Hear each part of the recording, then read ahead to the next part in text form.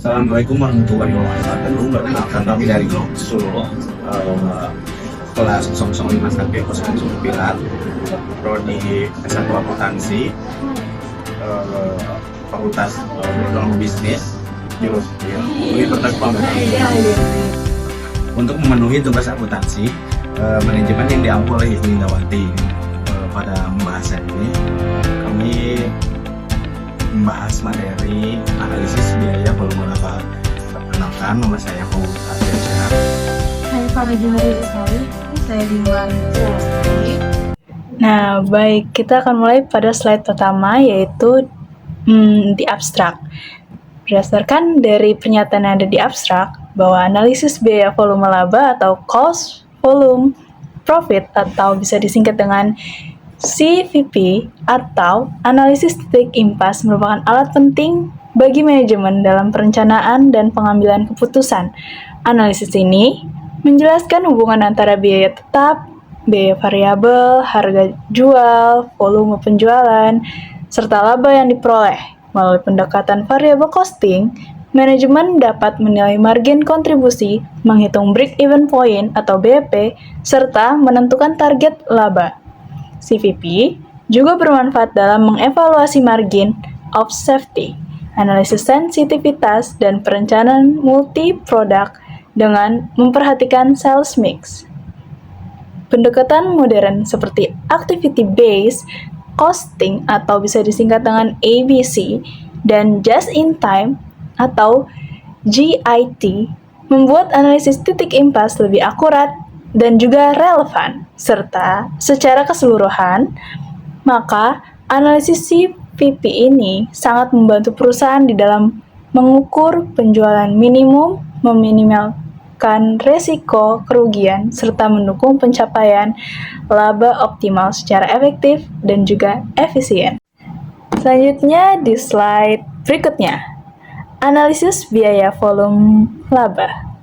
Analisis cost volume profit atau CVP atau analisis titik impas adalah alat penting dalam perencanaan dan pengambilan sebuah keputusan manajemen. Karena hal ini akan menjelaskan atau berhubungan langsung dengan antara harga jual, biaya, volume penjualan, penerimaan total, serta laba perusahaan pada berbagai tingkat output. Dengan pendekatan variable costing, maka laporan laba rugi lebih informatif karena akan memisahkan biaya tetap dan juga biaya variabel, menampilkan penjualan total secara per unit, serta margin kontribusi.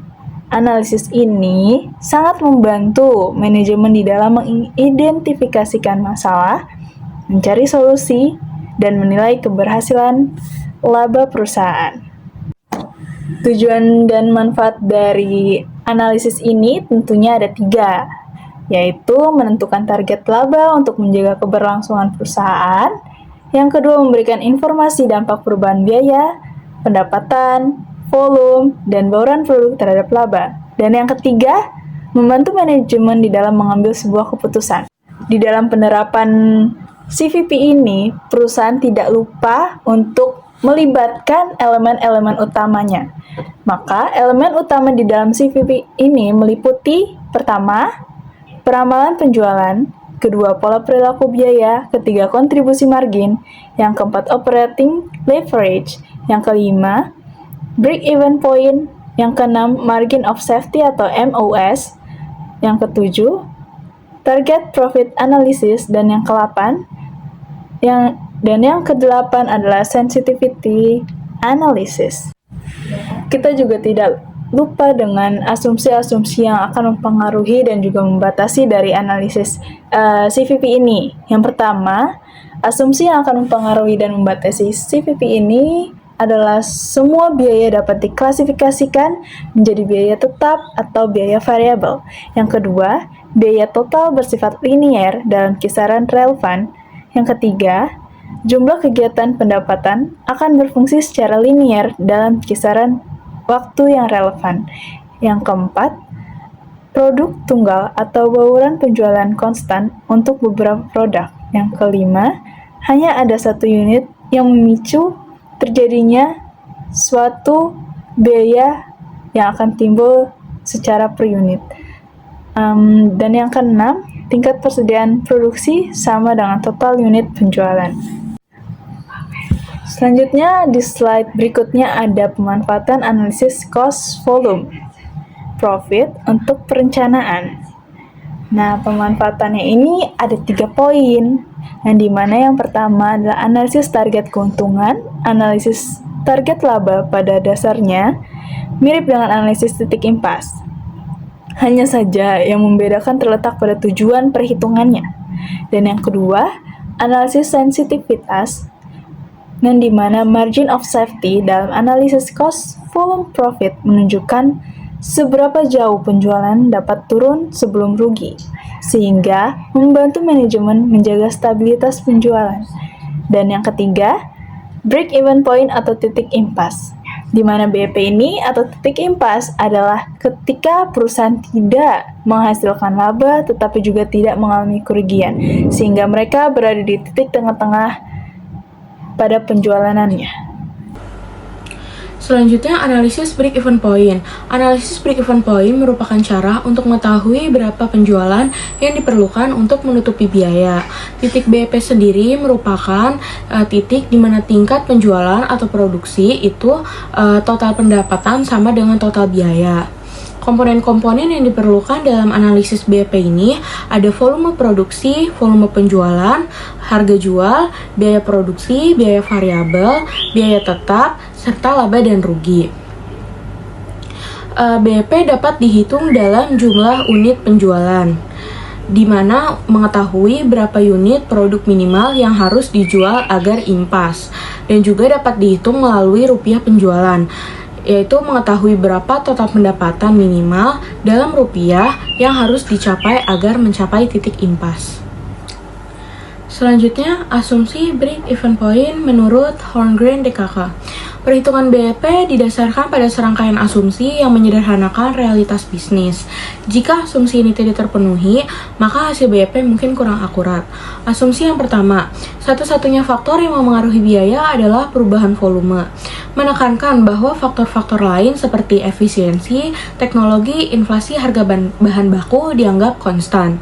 Asumsi yang kedua, manajer mengklasifikasikan setiap biaya atau bagian dari biaya gabungan sebagai biaya tetap atau biaya variabel. Jadi diperlukan pemisahan biaya yang jelas untuk perhitungan. Biaya tetap tidak berubah meskipun volume produksi berubah, sedangkan biaya variabel berubah sebanding dengan perubahan volume produksi. Asumsi yang ketiga, beban dan pendapatan adalah linier di seluruh cakupan volume relevannya. Linier ini berarti hubungan biaya dan pendapatan digambarkan sebagai garis lurus, dan cakupan volume relevan adalah rentang aktivitas di mana asumsi biaya tetap dan biaya variabel ini berlaku. Lalu asumsi yang keempat, tingkat persediaan tidak akan berubah. Mengasumsikan bahwa unit yang diproduksi sama dengan unit yang dijual, sehingga tidak ada kenaikan atau penurunan stok.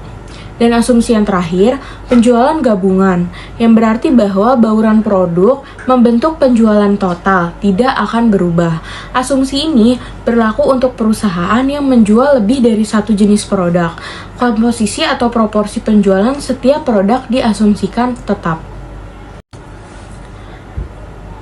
Selanjutnya, manfaat break-even point menurut Bustami dan Nurlela. Manfaat yang pertama, menentukan jumlah penjualan minimal yang harus dipertahankan untuk menghindari kerugian. Disebut juga sebagai margin of safety atau batas keamanan, yang menunjukkan seberapa jauh penjualan bisa turun sebelum perusahaan mengalami kerugian. Manfaat yang kedua, mengetahui berapa banyak penjualan yang diperlukan untuk mencapai tingkat keuntungan tertentu. BEP dapat diperluas untuk menghitung volume penjualan yang dibutuhkan untuk mencapai target laba. Lalu manfaat yang ketiga, mengetahui seberapa jauh penurunan penjualan agar bisnis tidak mengalami kerugian. Memungkinkan manajemen untuk mengambil tindakan pencegahan jika penjualan mendekati titik impas. Lalu manfaat selanjutnya, mengetahui bagaimana efek perubahan harga jual, biaya, dan volume penjualan. Disebut analisis sensitivitas, yang memungkinkan perusahaan untuk memproyeksikan laba jika terjadi perubahan pada variabel-variabel kunci tersebut. Dan manfaat yang terakhir, menentukan bauran produk yang diperlukan untuk mencapai jumlah laba yang ditargetkan. Dalam kasus multiple product, BEP membantu menentukan komposisi penjualan agar target laba tercapai dengan tetap memperhatikan asumsi bauran produk yang konstan. Selanjutnya, titik impas dalam Unita. Jumlah unit penjualan dengan titik impas dihitung dengan membagi total biaya tetap dengan margin kontribusi per unit. Sedangkan penjualan titik impas dengan rupiah dihitung dengan membagi total biaya tetap dengan rasio margin kontribusi. Untuk menentukan titik impas dalam unit penjualan, manajemen ini berfokus pada perhitungan laba operasi. Langkah selanjutnya yaitu menentukan jumlah unit yang seharusnya dijual untuk mendapatkan laba yang telah ditargetkan. BEP dapat dihitung menggunakan dua pendekatan. Pendekatan yang pertama, pendekatan laba operasi. Pendekatan ini menggunakan laporan laba rugi dengan metode variable costing. Rumus dasarnya yaitu harga jual dikali jumlah unit, dikurangin biaya variabel dikali jumlah unit, dan dikurangi biaya tetap. Pada titik impas ini, laba operasi sama dengan 0. Dengan mengetahui jumlah unit impas, perusahaan ini bisa menghitung berapa unit tambahan yang harus dijual untuk mencapai laba yang telah ditargetkan. Pendekatan yang kedua yaitu pendekatan margin kontribusi. Margin kontribusi sendiri merupakan selisih antara pendapatan penjualan dengan biaya variabel. Nah, pada titik impas ini, total margin kontribusi itu sama dengan total biaya tetap. Dengan menggunakan rumus biaya tetap total dibagi dengan harga jual per unit yang telah dikurangi dengan biaya variabel per unit. Atau bisa menggunakan rumus yang kedua, jumlah unit impas sama dengan biaya tetap total dibagi dengan margin kontribusi per unitnya. Pada titik impas ini, laba operasi sama dengan 0. Dengan mengetahui jumlah unit impas, perusahaan bisa menghitung berapa unit tambahan yang harus dijual untuk mencapai laba yang telah ditargetkan. Selanjutnya ada analisis laba yang ditargetkan. Manajemen sering menetapkan target laba yang ingin dicapai. Untuk menghitung jumlah penjualan yang dibutuhkan, target laba ditambahkan ke biaya tetap, kemudian dibagi margin kontribusinya. Jika target laba ditentukan setelah pajak, maka laba operasi harus dihitung dengan pertimbangan tarif pajak. Rumusnya yaitu laba bersih sama dengan laba operasi dikali hasil dari satu dikurang tarif pajaknya. Untuk laba operasi sama dengan laba bersih dibagi hasil dari 1 dikurang tarif pajaknya. Selanjutnya ada titik impas dalam rupiah penjualan. Dalam beberapa kasus, manajemen lebih mudah menggunakan ukuran rupiah penjualan daripada unit. Langkahnya, hitung rasio biaya variabel atau variable cost ratio sama dengan biaya variabel dibagi penjualan. Hitung rasio margin kontribusi atau contribution margin ratio sama dengan 1 dikurang rasio biaya variabel. Atau bisa juga dengan rumus penjualan impas sama dengan biaya tetap total dibagi rasio margin kontribusi. Pendekatan ini sangat berguna untuk perusahaan multiproduk atau ketika ukuran unit sulit dijadikan dasar perhitungan. Titik impas multiproduk. Perusahaan yang menjual lebih dari satu jenis produk harus memperhatikan bauran penjualan atau sales mix. Pertama, tentukan proporsi penjualan antar produk. Kedua, hitung margin kontribusi gabungan sesuai proporsi tersebut. Yang ketiga, gunakan rumus BEP seperti biasa, lalu distribusikan hasilnya ke masing-masing produk sesuai perbandingan penjualan. Contohnya, jika komposisi penjualan A, B, C sama dengan 4, 2, 1, maka setiap kali perusahaan menjual 4 unit produk A harus diikuti dengan 2 unit produk B dan 1 unit produk C untuk menjaga proporsi. Dengan demikian, BEP dihitung berdasarkan gabungan lalu dibagi ke tiap produk sesuai proporsi. Yang selanjutnya, analisis biaya volume laba dengan activity based costing. Analisis biaya volume laba tradisional mengasumsikan bahwa biaya hanya terdiri atas biaya tetap dan biaya variabel. Namun pendekatan ini seringkali terlalu sederhana. Melalui sistem activity based costing, biaya dikelompokkan berdasarkan pemicu aktivitas atau cost drivernya. Misalnya, biaya tingkat unit atau jumlah unit yang diproduksi, biaya tingkat batch atau jumlah setup, biaya tingkat produk atau jam mesin atau aktivitas tertentu. Rumus titik impas dengan ABC lebih kompleks karena memasukkan biaya setup dan biaya jam mesin selain biaya tetap dan biaya variabel. Perbandingan konvensional ABC dan JIT yaitu konvensional hanya membagi biaya tetap dan biaya variabel. ABC lebih akurat karena memperhatikan cost driver non-unit. JIT atau just in time cenderung meningkatkan biaya tetap tetapi menurunkan biaya variabel per unitnya.